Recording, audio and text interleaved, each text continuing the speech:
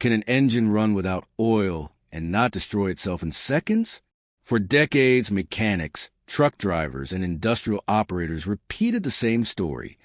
There was an engine capable of continuing to run even when the lubrication system failed completely. It wasn't a secret prototype or a laboratory experiment. It was a real engine, mass-produced, used in trucks, ships, generators, military tanks, and heavy machinery all over the world. Its name was the Detroit Diesel Series 71, and its reputation wasn't built on being quiet or refined, but on something far more unsettling: its ability to survive where other engines simply died. To understand why this engine earned that reputation, we have to start with its design. The Detroit was not a conventional engine.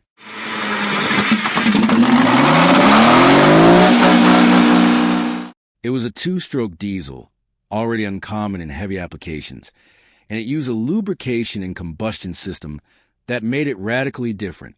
In a traditional four-stroke diesel engine, oil is the barrier between life and destruction. Without lubrication, bearings melt, pistons seize, and the engine destroys itself in seconds. In the Series 71, that line was far more blurred. This engine was designed to work under extreme conditions, not for comfort, but for continuous operation, constant loads, and hostile environments. Its architecture included relatively wide internal tolerances, extremely robust materials, and an operating principle that indirectly gave an unexpected advantage when oil disappeared. Being a two-stroke, the engine required a constant flow of forced air through a blower, even at idle. That air not only fed combustion, it also helped dissipate heat continuously, reducing how quickly components reach critical temperatures. But the real secret lay in how the engine interacted with fuel. In many documented cases, when the lubrication system failed, the Detroit diesel continued receiving large amounts of diesel fuel. That fuel, not fully burned along the cylinder walls, began to serve a secondary function, partially lubricating the pistons and liners. It wasn't proper or safe lubrication, but was enough to delay immediate collapse. While other engines seized almost instantly, this one kept running, rough, loud on the edge, but running. This gave rise to stories that today sound exaggerated, but have a real basis. Series 71 engines that continued operating for minutes, and sometimes longer, after losing oil pressure, not because they were indestructible, but because their design allowed them to endure a prolonged mechanical agony. And it's important to clarify something here. Running without oil does not mean surviving without consequences. Many of these engines ended up with severe wear, scored pistons, damaged bearings, and scratch liners. But the key point is that they did not self-destruct immediately, something unthinkable in most modern engines.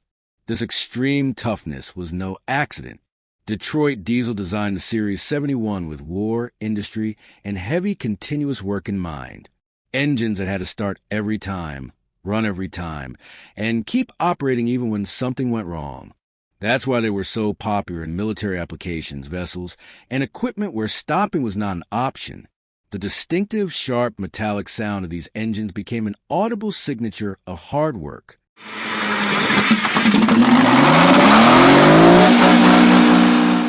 However, that same reputation also created a dangerous myth.